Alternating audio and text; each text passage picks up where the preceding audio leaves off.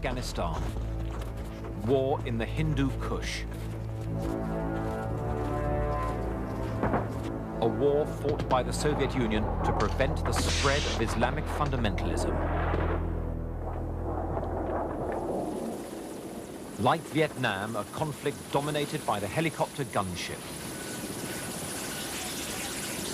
Unlike Vietnam, a hit-and-run guerrilla war, not all rebels could agree how to win.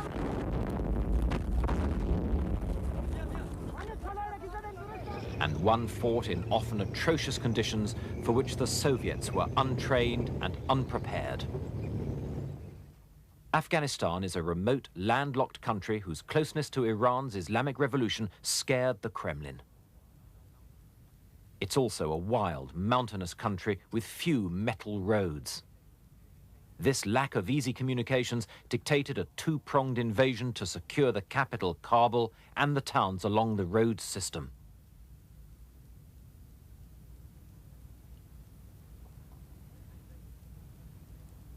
The invasion was personally supervised by Marshal Sergei Sokolov, the Soviet's deputy defense minister. Extensively experienced as a wartime tank general, he was a hawkish commander, but a conservative tactician who soon faced a federation of 24 major guerrilla groups. 1,800 T-62 tanks transported from the plains of Soviet Turkestan to the edge of the Hindu Kush Mountains. It's New Year 1980, and a Soviet army occupies a neighboring country. This was the limited contingent of Soviet forces in Afghanistan, the 40th Army, numbering 80,000 men now, but rising in time to 152,000, one-third the strength of United States forces at their peak in Vietnam. Over 2,000 armored fighting vehicles now began to make their presence felt on Afghanistan's few roads.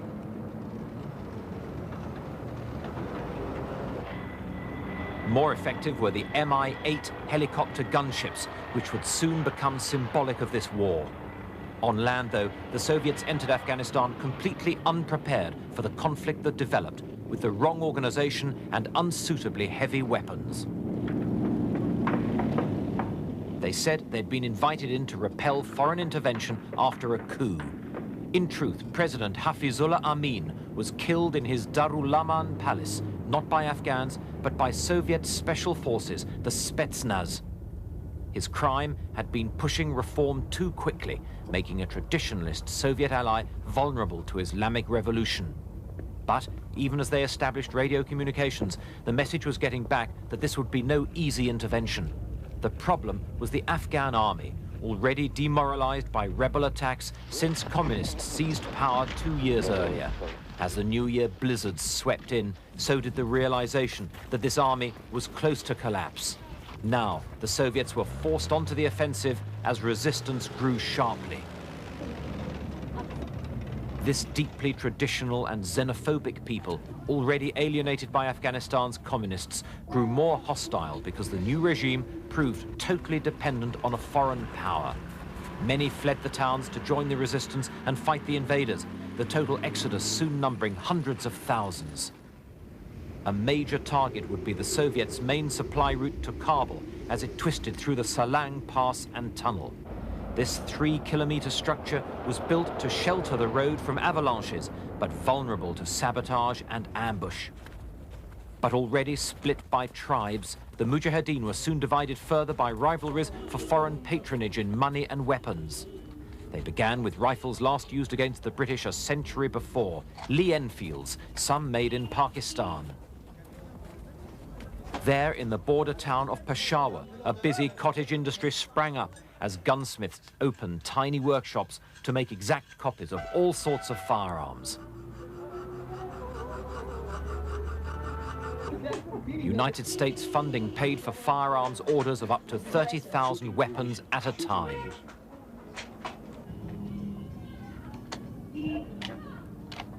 Salesmen eagerly demonstrated their copies of the British Sten gun, stored over racks of reproduction Lee Enfield rifles. Some weapons were more ingenious, like this firearm disguised as a walking stick. Several government officials would be assassinated in Afghanistan's capital. They also displayed captured Soviet weapons, especially the heavy machine guns, central to many a Mujahideen attack. But most popular of all were the Kalashnikovs, known as Kalikovs by the rebels, who swore to fight or die. We want to fulfill our duties, and if we are killed, we are killed in the way of God Almighty. So we haven't lost anything. It's a victory by itself. So we are determined to fight to the last. The resistance concentrated much of its efforts close to the border with Pakistan, where Peshawar offered sanctuary and supplies. The Salang Pass and the Panjshir Valley saw concentrated action by Mujahideen groups reinforced along several key border routes. In early 1980, the Mujahideen resistance controlled 90% of the countryside, though popular outrage at the invasion provided more volunteers than they could arm.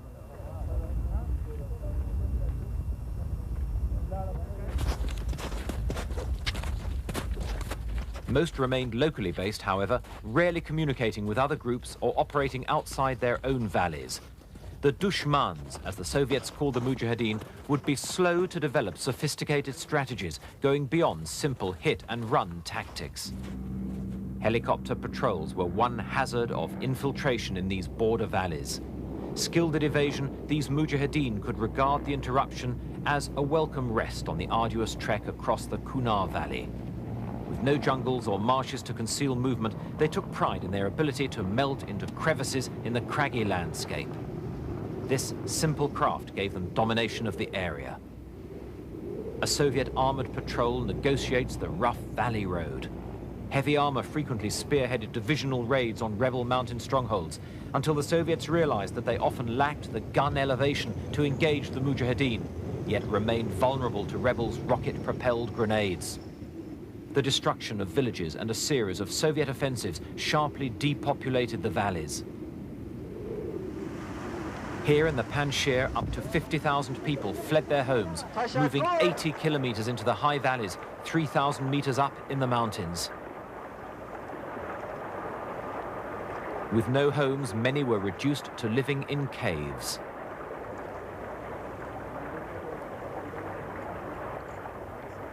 Mujahideen infiltrating along the river found that, with work stopped on the land, food supplies were badly disrupted.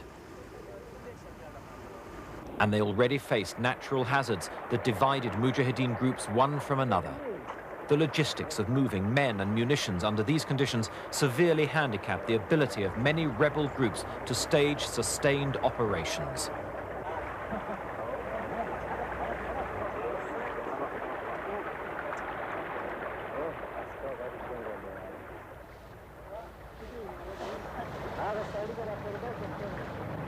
Patrolling helicopters had another role too. Thousands of butterfly anti-personnel mines were dropped to disrupt Mujahideen movements. Soviet strike jets added their firepower, called in here in retaliation for a Mujahideen ambush.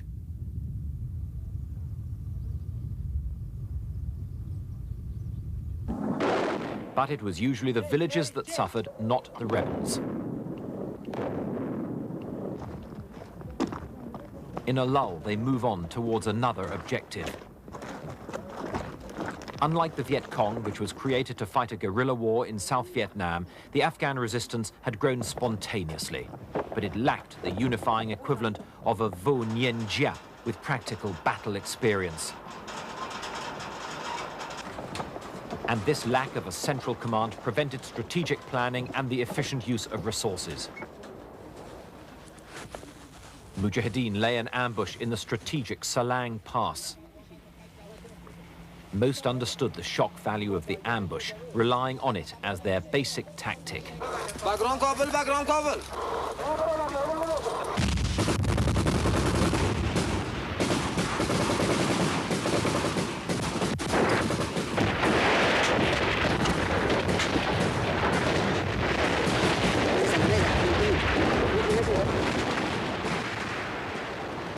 They were reasonably good at this form of action, usually targeting oil convoys as they hurried south to Kabul.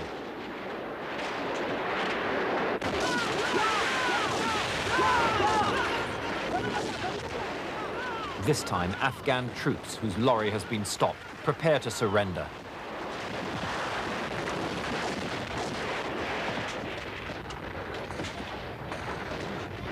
The Mujahideen order them to throw down their weapons. A shaven head indicates a young conscript. If he doesn't join the rebels, he'll be escorted to a Pakistani refugee camp. In their war of the roads, the Mujahideen destroyed thousands of trucks along this vital supply route, causing severe fuel shortages in the capital.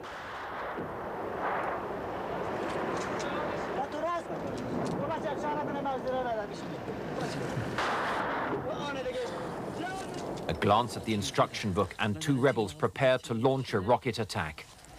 In this most casual of strikes, rockets were aimed merely by being propped against rocks and fired by wires stuck to the casing with airstrip. This haphazard approach meant that sometimes the effects were simply a nuisance. 1, 2, 3.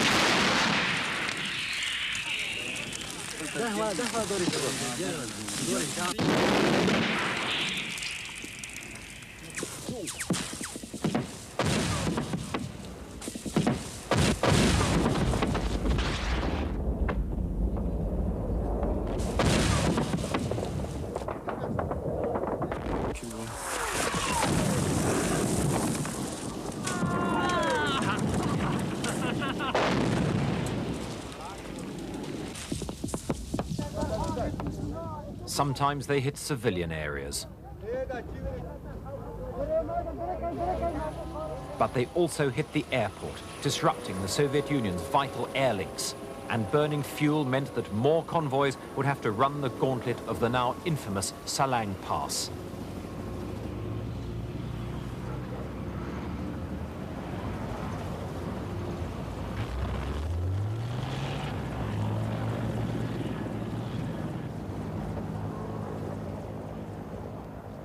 But the most spectacular result of one of these hit-and-run raids was the strike on a SAM missile dump at Karga, just outside Kabul. 40 people were killed as the long crescendo of explosions devastated the site.